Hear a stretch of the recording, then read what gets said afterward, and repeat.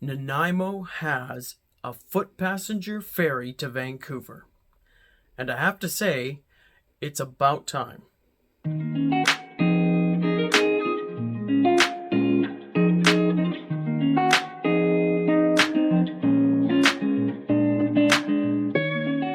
Hullo Ferries began its first sailings on August 16th. Some issues arose over the next couple days, which resulted in cancelled sailings, but by August 18th, things were going quite well.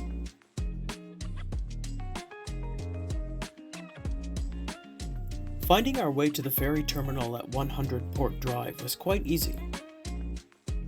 There are over 350 paid parking stalls there, which should be more than enough for the 354 people on board each vessel. And if not, there's additional paid parking nearby. The terminal building itself is nicely designed, but not big enough for 350 people.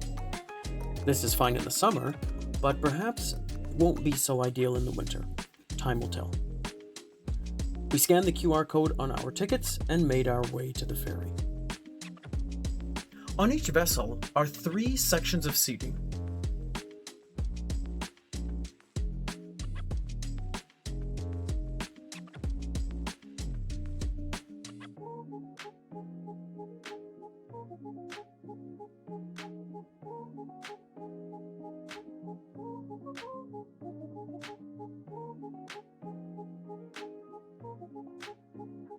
We only sat in the premium and business seats, so I don't have much to say about the comfort seats. Complimentary Wi-Fi is available for all 3 levels of seating. And once you sign in, you aren't kicked off after 10 minutes, which is definitely a step up from the Wi-Fi on the BC ferries. There were slight differences between the 3 levels of seating. The premium and business seats are slightly larger and can recline, with the business seats being fully reclinable. The business seats also have a free complimentary drink and snack attached, but when we went on the ferry, there wasn't much available, so we didn't feel that this was much of a perk at the time. The ride to Nanaimo was fine, though there was about a 40-minute stretch that was quite rocky, so much so that you couldn't even walk around.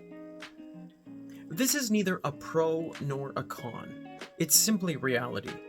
You are going to feel the ocean more on a smaller ship as opposed to a larger one. The ships can travel up to 38 knots, which is 70 kilometers roundabout. And even though they slowed down the ship, it still made us feel a little bit queasy. Disembarking in Vancouver was quick and easy.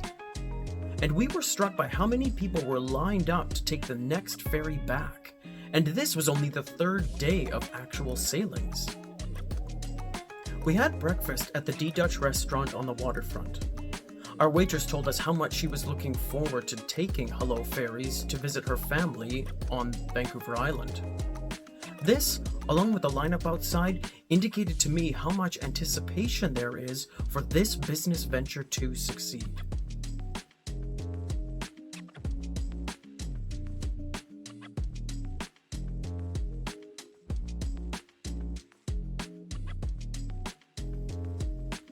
Two days later, we returned to waterfront for our noon sailing to Nanaimo.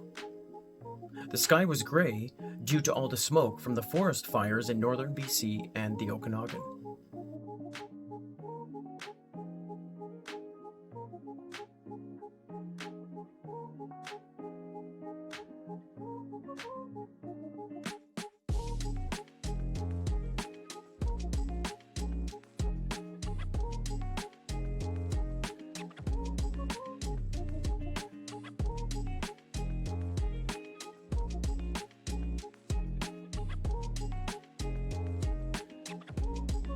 And once again, there was a significant lineup of people waiting for the noon sailing.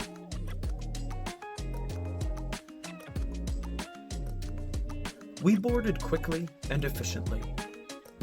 On this sailing, we sat in the premium seats, which were comfortable and reclined further than you think. The sailing back to Nanaimo was smooth and uneventful. So much so that after a while, we fell asleep. Upon arriving in Nanaimo, we quickly disembarked and were picked up by family.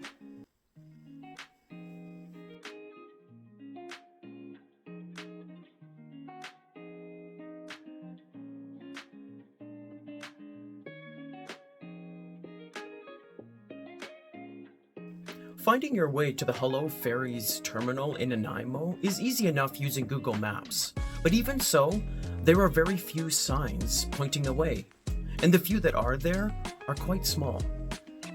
When we first drove to the ferry terminal, our way was blocked by freight cars on railway tracks across Port Drive. We found a small detour over a small wooden bridge with minimal trouble, but again, no signs. There needs to be more signs pointing the way to Hullo Ferries throughout downtown Nanaimo, and the signs need to be large. Also, the freight cars momentarily block Port Drive once or twice a week when they are offloaded from Vancouver. The detour route should be clearly shown on the website.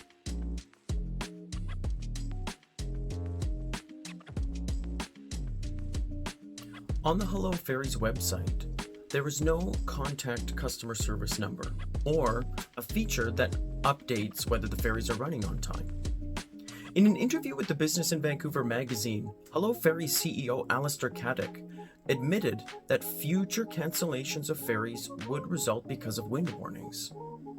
I feel, therefore, that there should be some sort of online feature that is constantly updating that people can consult to see if their ferries are still running.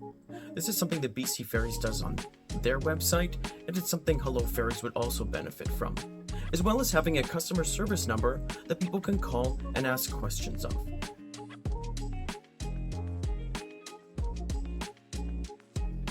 There is no shuttle from the Nanaimo terminal yet.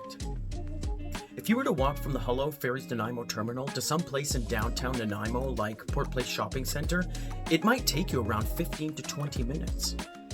Now, in all fairness, they say on their website that they are working to provide a free shuttle service from the Nanaimo terminal to various areas in the city in which the public can access public transit.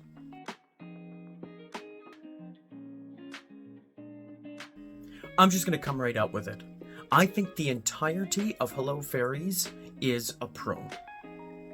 They have set out to be a mid-price transportation option to the mainland, pricing themselves somewhat more expensive than BC Ferries and less expensive than the seaplanes, and in this, they absolutely succeed.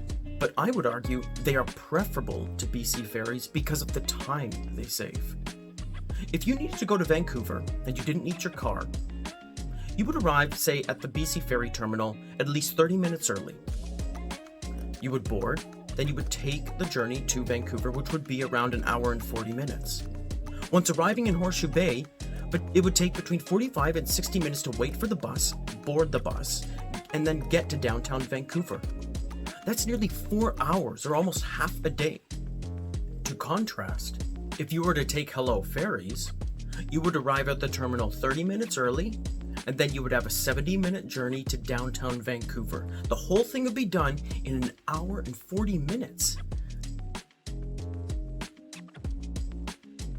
The ease of booking tickets, the prices, the politeness and friendliness of the crew, the comfort of the vessel, and the ride itself, even though it was a bit rocky for us on one of them, as well as the speed with which you can get to and from Vancouver to Nanaimo, makes Hullo Ferries a much-needed utility in the area.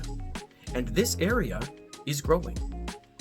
In the latest economic report submitted to the Nanaimo City Council on April 3rd, 2023, the report projected that Nanaimo's population would grow from 102,000 to 140,000 by the year 2046. Now, some people might say, Caleb, we don't want to be more connected to the mainland. We don't want more people on Vancouver Island. Well, I'm sorry, but that argument's done. You can't promote and encourage tourism and not expect there to be some sort of a runoff of tourists then wanting to live on Vancouver Island. The secret's out, and people want to be here. All communities can do is invest in infrastructure and utilities in order to make the growth of the areas and communities on the island as painless, sustainable, and beneficial for everyone. And Hullo Ferries is beneficial because it facilitates the movement of people back and forth from the mainland. And with that increased movement of people comes increased movement of money. All of a sudden, that day of shopping in Vancouver is much easier, quicker, and cheaper, as well as attending concerts and hockey games. Additionally, once the ferries are fully operational and up and running, it makes it possible for individuals to work in one city and commute and live in the other across the water. I think the time is right for Hullo Ferries and hope it will succeed. But what are your thoughts? Have you sailed on the ferries yet? And if so, what was your experience? Post it in the comments down below. Thank you for watching.